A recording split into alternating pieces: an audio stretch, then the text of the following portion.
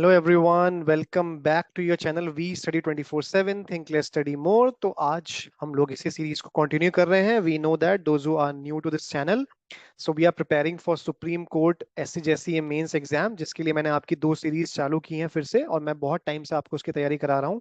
Exam काफी करीब है। It will be, you can actually expect the exam around April first week या उससे पहले ही। तो आपके पास बहुत कम टाइम है।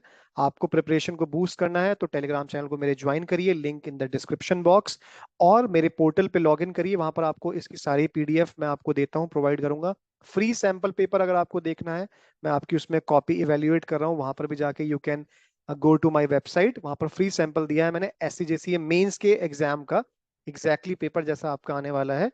तो this is free for everyone. लेकिन आज हम फिर से देखेंगे एक प्रेसिव राइटिंग, उसमें क्या क्या है। और but before that I want to tell you, अगर आपको प्रिपरेशन को बूस्ट करना है तो मैंने आपकी टेस्ट सीरीज लॉन्च की है एक नई। इसमें अभी तक जो मैंने की थी उसमें आपको खुद से चेक करना था उसमें आंसर से, लेकिन हाँ मैंने आपको फीडबैक प्रोवाइड करने के लिए बोला था, तो वो स्टिल देयर। बट उसके साथ साथ यहाँ पर अब क्या हो रहा है, मैनुअल चेकिंग होगी आपकी कॉपीज की। मैं आपकी इसमें 6 कॉपीज को इवेल्युएट करूंगा। इससे क्या होगा आपका, देखिए आपको इसमें 12 मॉक टेस्ट तो मिल ही रहे हैं। इंपॉर्टेंट स्टडी मटेरियल जितना भी है, that you will be getting all those things here. उसके साथ साथ आपको इंपॉर्टेंट कोर्स की पीडीएफ, टॉप बर्निंग ऐसे जितना भी मटेरियल है, सुपर मटेरियल जो आपके एग्जाम के लिए काम आएगा। लेकिन उसके साथ साथ आपको ये भी जानना जरूरत है कि आप जो लिख रहे हैं वो कैसे लिख रहे हैं, कितनी मिस्टेक्स हो रही हैं, आप कितना मार्क्स कर रहे हैं, आप अपने पीयर से जो आपके साथ वाले हैं उनसे आपका स्कोर कितना कम जा रहा है, कितना लो जा रहा है, ठीक है, कितना हाई जा रहा है, कितना लो जा रहा है। तो ये सारा इवेल्युएशन एंड फीडबैक आपको टेस्ट सीरीज में मिलेगा। ये नए मैंने लॉन्च किया आपके लिए। इसमें 6 कॉपीज में आपकी इवेल्युएट करूंगा, जिसमें आपको प्रॉपर एक डिटेल्ड फीडबैक मिलेगा। आपके हर एक मॉक टेस्ट के बाद मार्क्स मिलेंगे कि कितने मार्क्स आपके टोटल आए हैं आउट ऑफ 100, सो दैट आपको ये पता लगे। और ट्रस्ट मी, आपका स्कोर इंक्रीज होगा पहले से दूसरे में, दूसरे से तीसरे में, अगर आप मेहनत करते हैं फिर चौथे में, क्योंकि 6 मॉक टेस्ट का इवेल्युएशन जानना बहुत बड़ी बात होती है, ठीक है।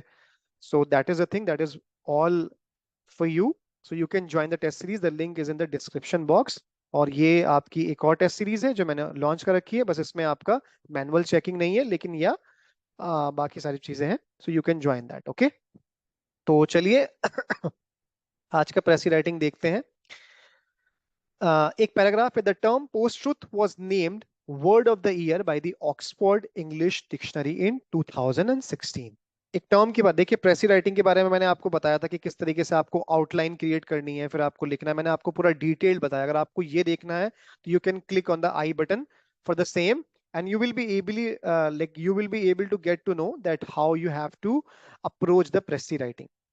तो अब हम आगे बढ़ते हैं। The term became popular in 2016 during the Brexit referendum campaign and United states presidential campaign. ये जो टर्म रही, ये 2016 में पॉपुलर हुई ब्रेक्सिट जो रेफरेंडम है उसके कैंपेन के दौरान और यूएस के प्रेसिडेंशियल कैंपेन के दौरान। It refers to a political culture in which debate is framed largely by appeals to emotion disconnected from the details of policy and by the repeated assertion of taking talking points to which factual rebuttals are ignored।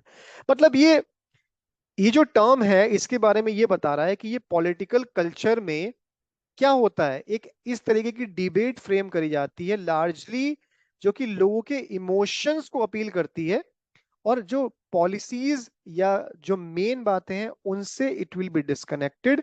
और इसको इतना repeat किया जाता है बार बार उन points को कि जो फैक्चुअल डेटा है या जो चीजें हैं उसको इग्नोर कर दिया जाता है। बेसिकली मतलब कुल मिला के बात यह है कि जान के माइंड्स की रिगिंग को करना, उनके इमोशंस के साथ खेलना और पॉलिसीज को साइड कर देना। द टर्म गेन ट्रैक्शन, ये बहुत अच्छा एक सेंटेंस होता है। द टर्म गेन ट्रैक्शन मतलब उसने, इसकी जो पॉपुलैरिटी गेन हुई उसको हम इस तरीके से लिखते हैं, in the wake of US presidential elections where a wave of fake news websites began circulating false news story with sensational headlines. जैसे कि इंडिया में भी आप लोग देखते हैं कि फेक न्यूज का बहुत ज्यादा हो गया है, सेंसेशनल बन गई है, न्यूज रूम कमर्शलाइज हो गए हैं, वो न्यूज को दिखाते कम है, बेचते ज्यादा है। ठीक है, कमर्शलाइजेशन ज्यादा हो गया है फेक न्यूज का, ताकि लोग फिर उसको देख के बिलीव कर लेते हैं सोशल मीडिया हैंडल्स पे, अलग अलग जगहों पे। This has resulted in the spread of propaganda and the formation of echo chambers of information that only reinforce pre-existing beliefs। मतलब लोगों के जो और pre-existing beliefs हैं, उनको दूर तो करने के बजाय इसको और मजबूती देती है ये। ठीक है, आगे बढ़ते हैं। One of the biggest concern associated with the post-truth politics is that it threatens the foundation of democracy। क्योंकि ये सबसे बड़ा जो इसका थ्रेट है, आप देखिए यहाँ पर इसने थ्रेट की बात करी है, इसने इसके कॉन्सिक्वेंसेस के बारे में बात किया है, पहले उसने उसके बारे में बताया है।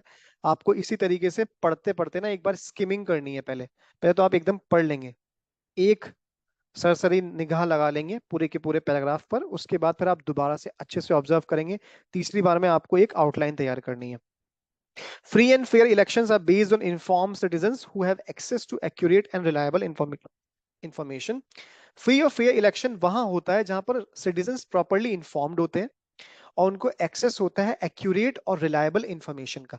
However post truth politics spreads miss information. वही वाली बात है कि फेक न्यूज फैलाना, गलत वादे, गलत चीजें, फॉल्स क्लेम्स, ताकि लोगों के इमोशंस को और प्रेजुडिसेस को उसको वो आगे जाके मतलब उसको रिक कर सकें। ठीक है, this undermines the ability of citizen to make informed decisions about who to vote for and what policies to support. इससे क्या होता है कि वो बेसिकली मासेस को एक तरीके से एक जगह लेके जा रहे हैं कि वो इसी तरीके का डिसीजन ले, उनके फेवर में डिसीजन ले, और किसको वोट करना है किसको नहीं करना है वो बेसिकली इनडायरेक्टली वे में उनको बता देते हैं। The rise of the post-truth politics has been fueled by a number of factors. Social media platforms have enabled the rapid dissemination। अब ये बता रहा है कि इसके causes क्या क्या हैं, कैसे हुआ है। जो सोशल मीडिया प्लेटफॉर्म्स है have enabled the rapid dissemination of information and creation of filter bubbles that reinforce existing beliefs। वही कि सोशल मीडिया पे एकदम से इंफॉर्मेशन फैल जाना, झूठ है सच है लोग बाद में देखते हैं लेकिन पहले उसको देख लेते हैं।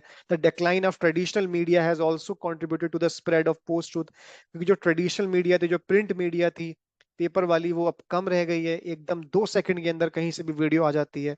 In the past, newspapers and television networks had the resources and responsibility to fact check claims made by politicians। पहले वो चेक करते थे, उसके बाद ही करते थे, लेकिन अब क्या हो गया, the rise of online news sources has made it easier for politicians to make false claims without being held accountable। अब उनके लिए बहुत इजी हो गया है जो पॉलिटिशियंस है, क्योंकि वो आराम से क्लेम कर देते हैं, फिर वो बाद में सही है गलत है क्या मतलब है। तो काउंटर, अब ये यहाँ पर क्या बता रहा है, ये रेमेडी भी बता रहा है। देखिए, आपने देखा कि ये किस टाइप का पैराग्राफ है। To counter the rise of post-truth politics, it is important for citizens to become more media literate। आपको media literate बनना पड़ेगा। This means developing the skills to critically evaluate the information and sources of information। The citizens should also be aware of the tactics used by politicians to manipulate the public। जो citizen है उनको politicians की tactics से अब वाकिफ हो जाना चाहिए कि वो किस तरीके से लोगों को manipulate करते हैं, जैसे कि इमोशनल अपील करके या किसी भी एक ही पॉइंट के बारे में बार बार बात करके। इन एडिशन जो मीडिया ऑर्गेनाइजेशन है शुड बी हेल्ड अकाउंटेबल, उनको जवाब देना पड़ेगा for spreading false information and for failing to fact check claims made by politicians. कि वो जो बिना फैक्ट चेक किए न्यूज को फैला देते हैं, उससे भी उनको चेक करना पड़ेगा, बचना पड़ेगा। तो ये था आपका प्रेसी। अब हम करते हैं इसकी एक आउटलाइन क्रिएट। तो here is the outline, is a simpler outline that you can use before the pressing। मैंने आपके लिए लिखा है। देखिए, सबसे पहले आप क्या लिखेंगे, जब आप साइड में रफ वर्क कर रहे होंगे तो अब आप लिखेंगे, आपने पैराग्राफ पढ़ लिया, अब आप एक कॉलम बनाएंगे, उसमें आप लिखेंगे इंट्रोडक्शन। फिर सबसे पहले हमें क्या दिया गया था, डेफिनेशन दी गई थी, तो डेफिनेशन। सेकंड में उससे क्या हो रहा था प्रॉब्लम, उससे थ्रेट्स हो रहा था डेमोक्रेसी पे, उसके कुछ पॉइंट्स लिख लेंगे, misinformation and false claims undermine informed decision making, उसी पैराग्राफ से जो भी आपने देखा है।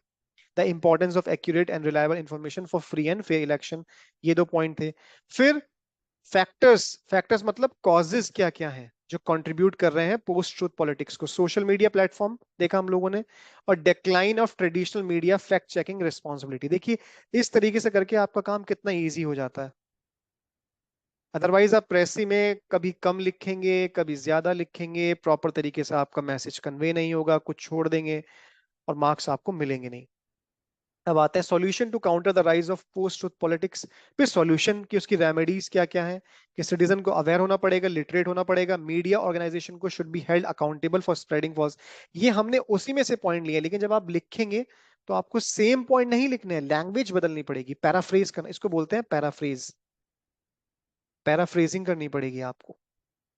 बस प्रेसी का मतलब यही है, उसी बात को छोटा करके समरी में पैराफ्रेज करके लिखना है। फिर conclusion, the threat of post truth politics to democracy and the importance of taking steps to counter its rise. तो चलिए अब देखते हैं कि क्या है प्रेसी हमारा। सबसे पहले हम टाइटल देते हैं। बेस्ट टाइटल मुझे लगा इसमें देने के लिए, the threat of post truth politics to democracy. वही वाली बात है, क्योंकि हमने खतरे के बारे में बात कर रहे हैं। The term post-truth politics, the term post-truth gained popularity in 2016 during the Brexit referendum and US presidential campaign, referring to a political culture where debate is framed by appeals to emotion and the repetition of talking points, ignoring the factual rebuttals. The rise of post-truth politics threatens the foundation of democracy by spreading misinformation and false claims, which undermine informed decision making. Social media and decline of traditional media have fueled the spread of post-truth politics. Citizens need to become more media literate and aware of the politicians' tactics, while media organizations should be held accountable for spreading false information and failing to fact check the claims. ठीक है, तो इस तरीके से आपको ये लिख लेना है। You can paraphrase this also according to your own. आप चाहें तो इसको लिख के हमारे जो डाउट रेजोल्यूशन ग्रुप पे टेलीग्राम पे, इसको आप मेरे को भेजिएगा, मैं आपको चेक करके बता दूंगा कि आपने कैसा लिखा है। तो that's it from my side. So once again a reminder for the test series. So अगर आपको बूस्ट करनी है प्रिपरेशन अपनी, so you can join this manual checking test series and trust me, आपको बहुत फायदा मिलेगा इससे, क्योंकि जब आपको फीडबैक मिलता है तो फीडबैक ही एक इकलौती चीज होती है जो आपको इंप्रूव करने में हेल्प करती है। एग्जाम बार बार नहीं आता। You can join this test series and you can just take the advantage of this, और इससे आप अपने बाकी कॉम्पिटिटर से, ट्रस्ट मी, आप बहुत आगे निकल जाएंगे। अगर आपने जैसा मैंने आपको बताया वैसे ही आपने फॉलो किया तो सिलेक्शन से आपको कोई रोक नहीं पाएगा। So thank you so much, everyone. I hope you enjoy this session with me. So thank you so much. Do like, share, comment, and